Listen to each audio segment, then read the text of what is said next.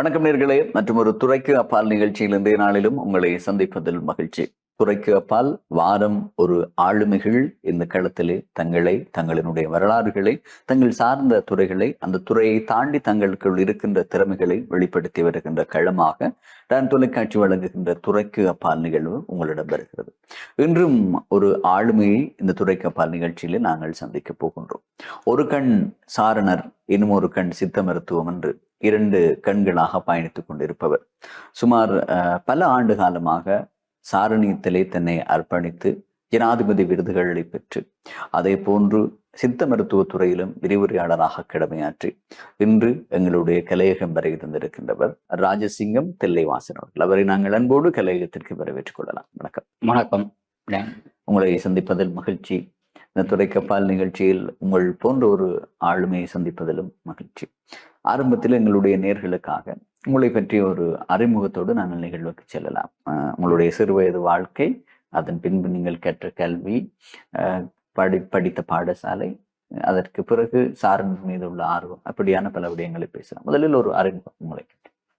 Don TV நேயர்களுக்கு வணக்கம். நான் 1962ஆம் ஆண்டு யாழ்ப்பாணத்தில் பிறந்த நான்.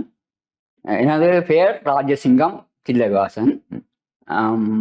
நான் ஆரம்ப கல்வியை கொழும்புத்துறை இந்துமா வித்தியாலயத்தில் படித்தேன். நான் படிக்கும் பொழுது சாரணியத்தில் இருந்த ஆர்வத்தில் நான் 70ஆம் ஆண்டு குருளைச்சாரணியத்தில் இணைந்தேன். குருளைச்சாரணர் என்ற அது 6 வயதிலிருந்து 11 வயது உட்பட்ட சாரணர்களுக்கு அதில் இணைந்து தொடர்ச்சியான பயிற்சிகளை குருளைச்சாரணியத்தின் மூலம் பெற்று பல இலங்கையின் பல ஊர்களுக்கெல்லாம் சென்று குருளைச்சாரணியத்தில், பின்னர் சாரணியத்தில் இணைந்து 11 வயதுக்கு மேலே சாரணர்களாக வந்து 18 வயதுக்குள்ள ஜனாதிபதி விருது பெற வேணும். அந்த விருதை 18வது வயதில் யாழ் மத்திய கல்லூரியில் பெற்று ஜிஆர் ஜெயவர்த்தனா ஜனாதிபதி அவர்களிடமிருந்து 1990ஆம் ஆண்டு பெற்றேன். அதன் பின்னர் திரிசாரணியத்தில் இருந்து திரிசாரணிய யாழ் மாவட்ட சித்தி சாரணர்களை ஒழுங்குபடுத்தி அதில் பல சாரணர்களை தலைவராக இருந்து, பின்னர் சாரண கலைக்கூறு 1, 2 உயர் பயிற்சிகளை பெற்று தற்பொழுது தரிசின்னம் என்ற சாரணிய தலைவராக கடமைப்படும் தரிசின்னத்தில் இருக்கின்றேன். அடுத்து இந்த சாரணிய வாழ்க்கையில் நான் இருக்கும் பொழுது பல ஜம்பொறிகளுக்கு சென்று வந்துள்ளேன்.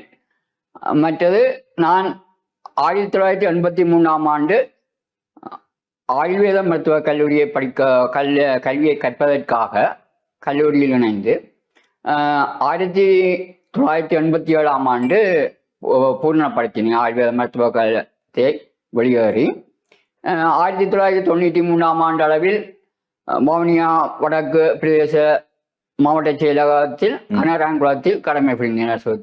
உத்தியோகராக கடமை புரிந்து பின்னர் 2003 அளவில் ஆயுர்வேத மருத்துவக் கல்லூரியில் விரிவுரையாளராக கடமையாற்றினேன். தற்பொழுது நான் ஓய்வு பெற்று எனது வாழ்க்கையை போய்க்கிறேன் என்பது எனது அறிமுகமாக. நீங்கள் எந்த ஊரை சேர்ந்தவர்? உங்களுடைய சிறுவயது பராயம் எந்த ஊரில் இருந்தது? இன்று எப்படி இருக்கிறது உங்களுடைய திருமண வாழ்க்கை? உங்களுக்கான குழந்தைகள் யார் யார்? அவர்கள் என்ன செய்கிறார்கள்? நான் பிறந்தது யாழ்ப்பாணத்திலே கொய்யா தோட்டம் என்ற கிராமத்தில் பிறந்தேன். அங்கு அதிகமாக அந்த கொய்யா மரங்கள் காணப்படுகின்றது. காணப்பட்டமையால் அந்த ஊருக்கு கொய்யா தோட்டம் என்ற பெயரை சூட்டினார்கள். இப்போதும் கொய்யா மரங்கள் இருக்கிறதா? இப்பொழுது வீடுகள் நெருக்கமாக வந்த காரணத்தால் ஓரிரு வீடுகளில் அந்த கொய்யா மரங்கள் இப்போவும் அந்த இடங்களில் இருக்கின்றது. அது அங்கு பாய்த்து கொழும்புத்துறை இந்து மகாவித்தியாலயத்தில் எனது கல்வியை பயின்றேன். எனது அப்பாவின் பேர் ராஜசிங்கம், அம்மாவின் பேர் ருக்குமணி. அவர்களுக்கு 5 குழந்தைகள். அதில் அக்கா மூத்தவர், நான் 2வது, 3 தங்கச்சிமார் இருக்கின்றேன். கொய்யா தோட்டத்தில் மிகவும் சிறப்பாக அந்த காலத்தில் எங்கடா கொய்யா தோட்டம் வீட்டில இருந்து கொழும்புத்துறை இந்து மகாவித்தியாலயத்துக்கு போறோம்னா 3 கிலோமீட்டர் இது நடந்துதான் செல்வோம். நடந்து புத்தக பேக்கும் இராத புத்தகங்களை நாங்கள் அப்படி தோளில் அப்படி வச்சுக்கொண்டு இல்லாட்டி இப்படி வச்சுக்கொண்டு தான் போறாரு. அது ஒரு நல்ல ஒரு இன்பமான வாழ்க்கை நடையாக சென்று 70ஆம் ஆண்டு கால பகுதியிலே 1962 வந்து 70ஆம் ஆண்டு காலப்பிறகு அன்று அப்பொழுதுதான் இந்த குள்ளச்சாணியத்தில் இணைஞ்சன. இணைந்து அந்த குள்ளச்சாணியத்தில் இணைந்ததிலிருந்து 10 வயதிலும் இணைந்திருக்கிறீர்கள். அது 6 வயதுல இருந்து 11 வயது வரையும் குள்ளச்சாணியத்தில் நாங்கள் 8 வயதுல இணைஞ்சோம். 8 வயது 62 70ஆம் ஆண்டு இணைஞ்சோம். கிட்டத்தட்ட வந்து குருளச்சாரணியத்தில் நீங்கள் 50 ஆண்டுகளாக இப்போது இருக்கிறீர்கள். 50 ஆண்டுகளை தாண்டி இருக்கிறீர்கள். குறிப்பாக அந்த பாடசாலை காலம், அதனை தாண்டிய இளமை பருவம், சில காலம் வரை தான் இந்த சாரணியத்திலே ஈடுபடுத்திக் கொள்வார்கள். ஆனால் எப்படி உங்களுக்கு இந்த வயது வரை அதிலே ஒரு ஆர்வம், ஈடுபாடு வந்தது? ஒவ்வொருவருக்கு சிறு வயதிலிருந்து ஒவ்வொரு துறையிலே ஆர்வம் இருக்கும். அந்த துறையை நோக்கி அவர்கள் இன்னொரு வேலை செய்து கொண்டிருந்தாலும் அவர்களுக்கு பிடித்த துறையை பகுதியாக செய்து கொண்டிருப்பாங்க. அப்படி ஒரு விருப்பமா இந்த சாரணர் தொழில்? இல்லாவிட்டால் உங்கள் ஈர்ப்பு அதிலே அதிகமாக இருந்ததா? இல்ல, இந்த சாரணியத்தை குள்ளச்சாணியத்தில் இணைந்ததிலிருந்து சாரணியத்துல ஈர்ப்பு, அதாவது அந்த சாரணர்களை, சாரணியம் என்பது தொடர்ச்சியான சாரண தந்தை பீடம்போவல் அவர்கள் இந்த சாரணியத்தை உருவாக்கினா 1907ஆம் ஆண்டு உருவாக்கினார். 1907ஆம் ஆண்டு ஒரு 20 சாரணோட தான் ஆரம்பிச்சோம் பிரவுன்சி தீவில. அப்ப பிரவுன்சி தீவில அவர் 20 சாரணோட ஆரம்பித்த தந்தை பீடம்போவல்கள் அதுல வெற்றி கண்டு அந்த சாரணியர் கண்டு வாக்குறுதிகள் பிரமாணம் உருவாக்கினவர். அந்த வாக்குறுதியே என்னென்ன ஒரு சிறு வயதுல இருந்து ஒரு கவர், அந்த வாக்குறுதியில சொல்லப்பட்டிருக்கு, என்னால் கூடுமான வரையில் சமயம், தேசம் ஆகியவற்றுக்கு நான் கடமையை செய்யவும், எக்காலத்திலும் பிறருக்கு விடியவும், சாரண விதிகளுக்கு அமைந்து பணிந்து நடக்கவும் என் கௌரவத்தின் மீது வாக்குறுதி அளிக்கிறேன். அது ஒரு சாரண தந்தைன்ற ஒரு இது. என் கௌரவம் அங்கட இதுக்குத்தான் அந்த சாரணிய வாழ்க்கை, எந்த கௌரவத்துக்கு. ஆகவே அதன் மூலம் ஒரு சிறு வயதிலிருந்து இளைஞர்களை வளர்க்கும் பொழுது நல்ல ஒரு தலைவர்களாக வருவார்கள், நல்ல ஒழுக்கம் உள்ளவர்களாக வருவார், தன் நம்பிக்கை உள்ளவர்களாக வருவார்கள். அதுல 10 விதிகளையும் உருவாக்கி இருக்கிறேன். அப்ப அந்த ஒரு இதில தொடர்ச்சியா இருக்கணும்ண்டு, அதாவது 6 வயதில குள்ளச்சாணியத்தில் ஆரம்பித்தா அதுக்கு பிறகு சாரணர்கள் 2 வருவார்கள். சாரணியம் 18 வயதோட முடிவடையும். அதுக்கு பிறகு நீங்கள் கேட்டது போன்று 18 வயதுக்கு பிறகு நாங்கள் பாடசாலையை விட்டு விலகிற பொழுதும் இந்த சாரணியத்தில் இருக்கணும்ன்றக்கா திரிசாரணர் ஒன்று அமைப்பு இருக்கு. அது 18 வயதுல இருந்து 26 வயது வரையும் தற்பொழுது வந்து முந்தி 24 வந்து. அதுக்கு பிறகு கலைக்கூறு 1, கலைக்கூறு 2 அந்த சாரணிய வாழ்க்கை தொடர்ச்சியாவே இருக்கு. அது ஒரு நல்ல ஒரு நிலை. அப்ப அந்த கலைக்கூறு 1 வந்து அப்ப வந்து பிள்ளைகளை பழக்கிறார், பாடசாலைகள்ல சென்று பாடசாலை சாரணர்களை வந்து பேருந்து தரிசினம் வரும். அதுக்கு பிறகு தேசிய பயிற்றுனர் வருவார், ALT வரும். பிறகு LT, அதான் சாரணியத்தின் அதி உச்சம் LT வரும். அப்ப அந்த தொடர்ச்சியான பயிற்சியும் இருந்ததும் மற்ற அந்த ஒவ்வொரு குழுக்களாக நாங்கள் இயங்கலாம். இப்ப அந்தந்த வயதுக்கு ஏற்ற சாரணர்களோடு இணைந்து சமூகத்துக்கு சேவை செய்கிறது, மற்ற இடங்கள் வெட்ட வழி வாசம் போறது, அதுகளெல்லாம் ஒரு என்ன ஒரு சாரணியத்துக்குள்ள கூடுதலாக இணைத்து கொண்டது காரணம் வெட்ட வழி போவோம், பாசறை வாசம் செய்வோம், இருந்து நாங்களே சமைச்சு சாப்பிடுவோம். அந்த ஈர்ப்புகள் மூலமும் மற்ற சிறார்களை நல்லா வழிபடுத்தக்கூடிய ஒரு அமைப்பு என்ற ஒரு காரணத்தாலும் நாம் பாடசாலை சாரணர்களுக்கான அந்த பயிற்சிகளையும் கொடுத்து கொண்டு வருவதால் எங்களுக்கு ஒரு மன திருப்தியும் அதுல ஒரு ஈர்ப்பு. பொது நிகழ்வுகளாக இருக்கலாம், இல்லாவிட்டால் ஆலய திருவிழாக்களாக இருக்கலாம், விளையாட்டு போட்டிகள், சன சமூக நிலைய நிகழ்வுகள், ஒரு ஊரிலே ஒரு பெரிய வைபவம், இதற்கெல்லாம் ஒழுங்குபடுத்தலிலும் பாதுகாப்புகளிலும் வந்து போலீசார் போன்று சாரணர்கள் தான் நிற்பார்கள். முன்பு காலத்திலே எல்லா இடங்களிலும் அப்படித்தான் இருக்கின்றது.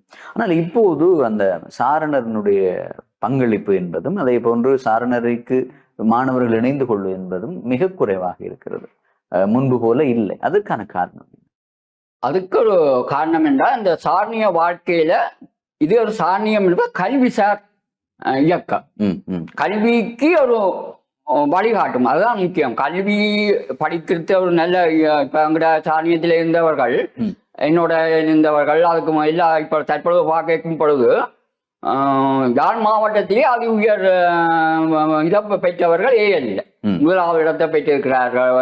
விஞ்ஞான பிரிவில, பொறியியல் பிரிவிலே எல்லாம் சாரணர்கள் அதி உயர் சின்னங்களை பெற்றிருக்கிறார்கள். அதி உயர் AL பெரிய பெரிய 3A எடுத்தெல்லாம் இருக்கிறார்கள். ஆனா இது கல்விக்கு மிகவும் சிறப்பாகத்தான் இருக்கு. கல்வியை ஊக்குவிக்கிற ஒரு அமைப்பாகத்தான் இந்த சாரணிய இயக்கம் இருக்கு. அதாவது இந்த சாரணிய பாடத்திட்டத்திலேயே கல்விக்கு ஏற்ற மாதிரி கிம் விளையாட்டு ஒன்று இருக்குது. அதான் இந்த 5 புலன்களையும் எங்கட கண், காது, மூக்கு மற்ற ஞாபக சக்தியால் ஊக்குறாய்க்கு ஒரு விளையாட்டு இருக்கு பிள்ளைகளுக்கு. அப்ப நாங்கள் அதுகளை கற்றுக் கொடுக்க அவையில் அந்த புலன் அறிவு மூலமா கல்வியை நல்ல முறைக்கு கொண்டு போய் ஞாபக சக்தி வச்சு சிறப்பாக ஒரு கல்விக்கு மிகவும் இருந்தது. ஆனால் பின்னர் அந்த வெட்ட வழி பாசறை இருந்தது. நாங்கள் பார்த்த ஜம்போடிகள் 2 பேரும் உலக சாரண முழு பேரையும் நாங்கள் சந்திப்போம். அது 1983ஆம் ஆண்டு 3வது ஜம்போடியில் நாங்கள் கலந்தோம் 5வது. அப்ப அதுவும் ஒரு இது உலக நாட்டு எல்லாரும் சாரணம் பெறுவார்கள். அப்ப அவர்களோட தொடர்புகளை வச்சிருக்க எங்களுக்கு அவர்களோட வந்து நட்பு கொள்ளக்கூடியதாக இருக்கும். ஆனால் தற்பொழுது நீங்கள் கேட்டதின் போன்று இந்த முந்தி ஒரு சேவைண்டா அந்த இடத்துல சாரணர்கள் தான் இருப்பாங்க. நீங்க கூறியது போல் கோயில் திருவிழாவா இருக்கலாம் பொதுவாக. இப்பொழுது அந்த என்ன பொறுத்த விஞ்ஞான வளர்ச்சியும் ஒரு காரணம். அதாவது இந்த போன் அண்டு வந்தா பிறகு கையடக்க தொலைபேசி வந்த பிறகு சாரணர்கள் அறைக்குள்ள முழங்குகிறார்கள் சிறுவர்கள். சிறு 3-4 வயது பிள்ளைன்ற போனை பார்த்தாலே படுத்திருந்து பிள்ளைன்ற போன் தான் கொடுத்துருப்பீங்கன்னா அதுல ஏதோ செய்து கொண்டுதான் இருக்கும். அப்ப அந்த அறைக்குள்ள ஒடுக்கப்பட்டுள்ளார்கள். மற்ற இன்னும் ஒரு நாங்கள் ஒரு காரணத்தை சொல்லலாம், அந்த மேலதிக படிப்பு. நாங்கள் முந்தி கல்லூரியால வந்தா எங்களுக்கு விளையாட்டும் இப்படியான சார்ந்த அமைப்புகள்ல இருந்து சேவை செய்யறது தான் எங்களோட இதா இருந்தது. அப்ப இந்த மேலதிக படிப்பும் ஒரு காரணமா இருக்கிறது தான் இது. மற்றது சாயதாப்பனுக்கு ஆனா தற்பொழுது மாறி இருக்கு. நீங்க சொன்ன அந்த ஒரு இடக்காலத்துல அப்படி ஒரு தன்மை இருந்தது. தற்பொழுது மாறி இருக்கு. என்ன காரணத்துக்குன்னா இந்த பழக்க வழக்கங்கள், போதை வஸ்துக்கள், புகைத்தல் மற்ற பிள்ளைகளின் ஒழுக்கத்துக்காக பேரண்ட்ஸ் கொண்டு வந்து இணைக்கிறாரு. தற்பொழுது ஒரு உயர்வு காணப்படுது சாரணியத்துல. இடைப்பட்ட காலத்துல அந்த ஒரு நிலப்பாடு இருந்தது. அதை உணர்ந்த பெற்ற, அதாவது போதைக்கு அடிமையாகிறது, மது பழக்கத்துக்கு ஒழுக்கம் இல்லாத சிறர்களா வந்துட்டார் கல்லூரிகள்ல. அதை பார்த்து பேரண்ட்ஸ் இது ஒரு நல்ல அமைப்பு, இது நினைத்தால் பிள்ளை கூட்டங்களுக்கு போவார்கள், ஒரு வீட்டுக்கு கூட்டமா இருக்க, ஒரு வெளியிலேயே அவர்கள் வேற சிந்தனை இருக்காது, சந்தியில இருக்க வேண்டிய இதுகள் வராது. ஆகவே தற்பொழுது அதுல ஒரு உயர்வு காணப்படுகிறது அங்க சாரணியத்தில். சரி, உங்களுடைய பிள்ளைகள் என்ன செய்கிறார்கள், படிக்கிறார்களா? எனக்கு 2, நான் திருமணம் செய்தது சிறப்புட்டியில. எனக்கு ஒரு மகன் 2003ஆம் ஆண்டு பிறந்தவர், ஆண் மகன். மற்ற 2005ஆம் ஆண்டு ஒரு ஆண் மகன் பிறந்தார்.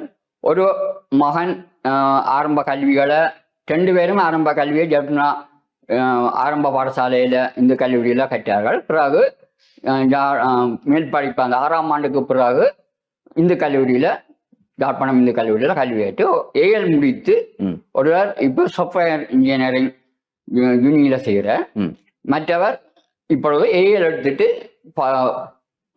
ஒருவருக்காக காத்திருக்கிறார். சரி, இன்னும் தொடர்ச்சியாக பல விடயங்களை பேசலாம். இன்றைய துறைக்கு அப்பால் நிகழ்ச்சியிலே கலந்து சிறப்பித்துக் கொண்டிருக்கிறார் ராஜசிங்கம் தில்லைவாசன் அவர்கள். விளம்பர இடைவெளிக்கு பிறகு மீண்டும் உங்களை சந்திப்போம்.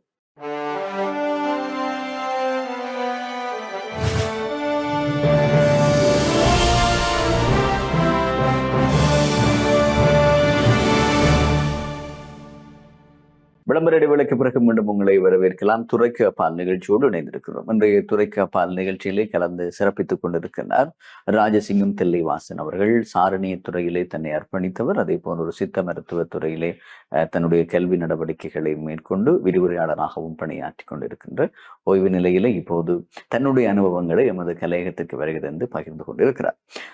சாரணியர் அதே போன்று சித்த மருத்துவம் இரண்டையும் எப்படி நீங்கள் உங்களுடைய நேரத்திலே சரியாக கையாண்டீர்கள்? இல்லாவிட்டால் இரண்டையுமே ஒரே திசை நோக்கி எப்படி கொண்டு செல்ல முடிந்தது? இப்ப இந்த சாரணியம் என்பது என்னது கௌரவத்தின் மீதாண்டு சொன்னதானே, வாக்குறுதி அளிப்பது எம்மாவது கௌரவத்தின். ஆகவே இது சாரணியம் ஒரு எங்கட சுய இதுகள்லயே நாங்கள் இயங்கக்கூடியதா இருக்கும். அப்ப அதுக்கு நேரம் ஒதுக்க வேண்டிய அவசியம் இல்லை. எமது அன்றாட வேலை, குடும்பம் அவற்றை பார்த்து கொண்டே இந்த சாரணியத்தில நாங்கள் ஈடுபடலாம். சிவமனப்பான்மையுடன் அதை நாங்கள் ஈடுபடலாம். இதுக்கு ஒரு பண உதவியோட எதுவும் இல்லை. ஆகவே எனக்கு அந்த அரச வேலைகளிலும் ஈடுபட்டு கொண்டு இதை செய்வது மிகுதி நேரங்களை நான் அந்த சாணியத்துக்காக அதிகமாக அந்த சாணியத்தில் நாங்கள் பார்க்கும் பொழுது கல்லூரி சாரணங்களை வளர்க்குறதுக்கு சாரண ஆசிரியர்கள் இருப்பார்கள். பயிற்சி பெற்ற கலைக்கூர் 1 கலைக்கூர் 2 கூறினும் தானே அந்த பயிற்சியை வந்து பெற்ற சாரணர்கள் சாரண மாணவர்களை கல்வி பயிற்றுவிப்பார். அதே நேரம் பழைய மாணவர்கள் நாங்கள் பழைய மாணவர்கள் யாழ் மத்திய கல்லூரியில் நாங்கள் அந்த பயிற்சி இருக்கும் பொழுது அந்த பழைய மாணவர்களுக்கு போய் நாங்களும் சாரண பாடங்களை கற்பிக்க கொடுங்க. அதே மாதிரி எல்லா பாடசாலை பாசறை வாசங்களுக்கும் போய் எங்களோட நேரத்துக்கு இதுக்கண்டு நேரம் நாங்கள் ஒதுக்க வேண்டிய சாணியத்தில் இல்லை. ஆகவே தொடர்ச்சியா வரும் இந்த சாணிய வாழ்க்கையை வாழலாம். குடும்பத்தையும் பார்க்கக்கூடியதா இருக்கும், வேலைகளையும் பார்க்கக்கூடியதாகும், சாணியத்தையும் செய்வதற்கான இதுதான் சாணியத்தில ஒரு சிறப்பான ஒரு அம்சம். நீங்கள் சித்த மருத்துவத்துறையை தெரிவு செய்ததற்கு காரணம் என்ன? உங்கள் சிறு வயதிலேயே வந்து சித்த மருத்துவத்துறையில் ஆர்வம் இருக்கிறதா, இல்லாவிட்டால் எதிர்காலத்தில் இந்த துறைக்கு நீங்கள் வர வேண்டும் என்று யோசித்து அந்த துறையிலே வர முடியாமல் போய் சித்த மருத்துவத்துறைக்கு வந்தீர்களா? இல்லை, நான் விஞ்ஞான பிரிவில் தான் கல்வி கேட்டுக்கொண்டு வந்தேன். நான் எனது அப்பா அழுத்கமம் என்ற ஊரில் வியாபாரம் செய்து கொண்டிருந்த சொந்த கடை வச்சிருந்தவர். அப்பொழுது நாங்கள் அந்த லீவுகளுக்கு அங்க செல்வது வழக்கம். அதனால் அந்த மொழியையும் கற்றுக்கொள்ளக்கூடியதா இருந்தது, சிங்களம். அப்பொழுது நான் அந்த 83-80ஆம் ஆண்டு எடுத்துட்டு சென்ட்ரல் காலேஜ்லேருந்து சைக்கிளில் வரும் பொழுது அங்கே ஆயுர்வேத மருத்துவ கல்லூரி ஸ்டான்லி காலேஜில் இருந்தது. அது 1916ஆம் ஆண்டு இலங்கையில முதல் உருவாக்கப்பட்ட கல்லூரி. 1916ஆம் ஆண்டு இலங்கையில உருவாக்கப்பட்ட ஆயுர்வேத மருத்துவ கல்லூரி அதான் ஸ்டான்லி காலேஜில் இருந்தது. அது இந்தியா விரிவிரியாக்கள் வந்து அப்போ நான் அப்பொழுது சைக்கிளில் போய் வரும் பொழுது அதில் ஒரு முறை நிறைய மாணவர்கள் காணப்பட்டார்கள். அதையும் புறா போய் நான் விசாரிக்க உடனே அப்படியே சைக்கிளில் போய் படைப்புத்தால போய் அப்படியே கேட்க அப்படி இன்டர்வியூ ஒன்று நடக்குது புது ஆண்டுக்கான. அப்போ நான் எடுத்துட்டு இருந்தேன்னா அப்போ போய் பதிவாளர் காலேஜ் அந்த கணம் வந்த ஒரு ஈர்ப்பு தான் ஆயுர்வேதத்தில், அதாவது மூலிகை மருத்துவங்களை நான் செய்யணும் அப்படித்தான் திட்டமிட்டு அந்த இதுக்கு. அப்படியானால் உங்களுடைய சிறு வயதில் உங்களுடைய லட்சியம் ஆசை என்பது என்னவாக வர வேண்டும் என்று நினைத்தீர்கள்? லட்சியம் ஆசைன்றது நான் முந்தி அப்பாவோட கேட்க ஒரு மருத்துவராக வரணும்ன்றதுக்கு இருந்ததா. மருத்துவர் விஞ்ஞான பிரிவில இருந்து மருத்துவராக வரணும்ண்டு அப்பா கடை இருந்தாலும் அது தூரத்துல இருந்தபடியா அந்த அப்பாண்ட தொழில நாங்கள் ஈடுபடக்கூடிய சந்தர்ப்பம் கிடைக்கல. ஆகவே நான் ஒரு மருத்துவராக வரணும்னு இருந்தது. அப்ப 7 எடுத்து முடிஞ்சு இப்போ இதிலேயே நான் ஆயுர்வேத மருத்துவ கல்லூரி அதில் போகும் பொழுது காணப்பட்டதால் உடனே அந்த 7க்கு இருந்த ரிசல்ட்டோட நான் அந்த ஈர்ப்பு அப்படியே அந்த கணம் அந்த ஒரு ஈர்ப்பு தான் இப்போது ஆயிடுச்சு. உங்களுடைய சகோதரிகள் எத்தனை பேர்? எனக்கு மூத்தவ ஒரு அக்கா இருக்கிறா. அவ ஆர்ட்ஸ் ஃபேக்கல்ட்டியில டிகிரி முடிச்சு ஆசிரியரா இருந்து. பேர் மஞ்சுளா. அவ திருமணம் செய்தது சிவராஜா என்ற ஒரு அதிபரை. அவரும் சிவராஜா. மற்றது நான், அடுத்தது நான். எனது மனைவி சிறுபட்டியில் நந்தினி பேர். அவ விவசாயத்தோடு நாங்கள் கூடுதலா ஈடுபாடுகள் இருக்கின்றது. அடுத்தது ஒரு தங்கச்சி, அவ பேர் சார்முலா. அவ சுண்டுக்குழி மகளிர் கல்லூரியில அவ கல்வி கற்று இப்பொழுது தற்பொழுது கனடாவில் இருக்கிறா. அவருக்கு 2 பிள்ளைகள், ஆணுண்டு பெண்ணுண்டு. மற்றது ஊர்முலா. அவ கொன்மேன் பள்ளிக்கூடத்துல கல்வி கற்று அவன் இப்பொழுது கனடாவில் இருக்கா. அவருக்கு ஒரு பெண் பிள்ளை. அக்காவுக்கு 2 பெண் பிள்ளைகளும் ஒரு மகனும். 2வது மூத்தவ இன்ஜினியர் இதுல இருக்கிறா. 2வது அவ மருத்துவ டாக்டரா இருக்கா, MBBS இருக்கிறா. மற்றவர் இப்ப HMB பேங்க்ல ஒர்க் பண்ற. அடுத்தது தங்கச்சி ஒரு ஆள், அவ திருமணம் இருக்கிறா. அப்ப 4 பெண்களுக்கு ஒரு ஆண்மகன், ஒரு அக்கா, 3 தங்கை. வீட்டில செல்ல பிள்ளையா இருப்பீர்கள் அப்படியா? சிறு வயதுல இருந்து ஒரே ஒரு ஆண்மகன் என்றபடினார். எல்லா இதுக்கும் நல்ல ஒரு இதா நான் அந்த சிறு வயதுல இருந்தே நாங்கள் ஒரு சகோதர இதா இருப்போம். சாப்பிடைக்க கொள்ளைக்க எல்லாம் நான் 5 பேரும் போயிருந்து சாப்பிடைக்க ஒரு சந்தோஷம் தான். பொறுப்பான ஒரு அண்ணாவாவும் தம்பியாவும் இருப்பீர்களா, இல்லாவிட்டால் 3 தங்கச்சி ஒரு அக்கா என்று செல்ல பிள்ளையாக இருப்பீர்களா சிறு வயது? நான் பிறந்ததுல இருந்தே ஒரு செல்ல பிள்ளை தான். ஏன்டா அப்பா அழுக்கமத்துல கடை வச்சிருந்தபடியா எங்கட ஊர்லயே அப்பா ஒரு இந்த பணத்துக்கு எங்களுக்கு இந்த இது குறையும் இருக்கையில் ஒரு நானேல் படிக்கலாம் கார் இருந்தது, அப்பா இருந்து கார்கள் போய் வந்து நாங்கள் கல்லூரி நேரங்கள்ல. ஆகவே எப்பவும் செல்லப்படாது. இப்போ மறிவண்ணினா பிறகும் செல்லப்படாது. நான் சாரணிய பாசறைக்கு போய் 2 நாள் இருக்கணும் 3 நாள் இருக்க வேண்டாம் எந்த வித இதுக்கும் மனைவியிடம் இருந்தோ வீட்டிலிருந்து செல்லப்படாது. பிள்ளைய அம்மாக்களுக்கும் சௌரங்களுக்கும் ஏன்னா 6 வயதுலேருந்து நாங்கள் இணைஞ்சபடியா அது ஒரு சாணியத்துக்கு அங்க செல்லப்படாதான். எல்லாருக்குமே செல்லப்படாது. இப்ப கல்லூரியிலும் அப்படித்தான். நீங்கள் நினைத்த ஒரு விடயம், இந்த விடயத்தை நான் செய்ய வேண்டும் என்று ஆசைப்பட்டு நான் அதை செய்ய முடியாமல் போய்விட்டது என்று நீங்கள் இன்றும் மனதுக்குள் வைத்திருக்கும் விடயம் என்றால் என்ன?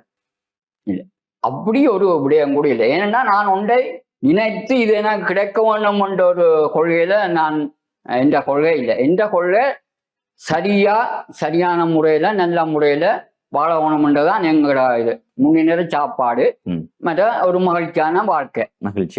அந்த ஒரு குறிக்கோளை பணம் சேரிக்கணுமோ அல்லாடி இந்த கல்வியை படிக்கணுமோ அல்லாடி இந்த இது கிடைக்கணுமோன்ற ஒரு இது இல்லை.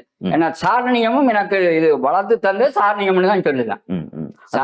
இது நாட்டினுடைய ஒரு தலைவராக வருவராக இருந்தாலும் இல்லாவிட்டால் ஒரு இடத்திலே ஒரு தலைமைத்துவத்தை வளர்த்து கொள்ள தலைமைத்துவ பண்பை உருவாக்குவதிலே சாரணியம் என்பது மிக முக்கியமாக இருக்கிறது. அதை நீங்கள் ஆரம்பத்திலே குறிப்பிட்டீர்கள். அப்படி சாரணியத்துல என்ன விடயங்கள் இந்த ஒழுங்குபடுத்தலுக்காக இருக்கிறது? எவ்வாறான விதிமுறைகள், எவ்வாறான நிகழ்வுகள் அங்கே ஒழுங்குபடுத்துகிறது? சாரணியம் என்பது சாரணியத்திலே பாடத்திட்டமே இருக்கிறது. அந்த பாடத்திட்டத்துக்கு அமைவாக இல்ல சாரணியம் நாங்கள் வழி நடத்தி கொண்டு போனோம்டா அவர்கள் ஒரு சிறந்த ஒரு தலைவராகவும் தன்னம்பிக்கை உடையவராகவும் அந்த 10 விதிகளிலேயே கூறப்படுகிறது. நம்பிக்கை உடையவனா ஆக்கணும். ஒரு சாரணியன்னா நாங்கள் நம்பிக்கை உடையவனா ஆக்கணும், தைரியம் உடையவனா ஆக்கணும்.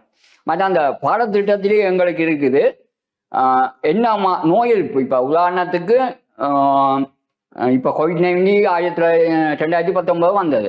ஆனா அங்க சாரணத்தந்தை பேரம்போல் அவர்கள் எழுதின இளைஞர் சாரணியம் என்ற புத்தகத்தில சாணலுக்கான சக்தியை ஊட்டுதல், நோய் எதிர்ப்பு சக்தி இதையே இந்த புத்தகத்துல அவர் அந்த ஆட்சியமா எழுதியிருக்கிற 1757 ஆண்டு பிறந்த சாரண தந்தை 1907 ஆண்டு சாரணியத்தை உருவாக்கினவர். அவற்ற அந்த புத்தகத்துல இருக்குது. அவர் எழுதின புத்தகம், கைப்பட எழுதின புத்தகம், அவரே படங்கள் வரைந்தவர், நல்ல சித்திரம்.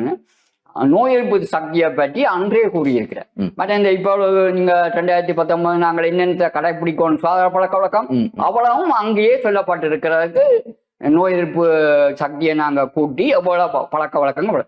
ஆகவே எங்கள் சிறார்களே அந்த வழியில ஒவ்வொரு பாடத்திட்டத்துக்கு அமைவாகும்.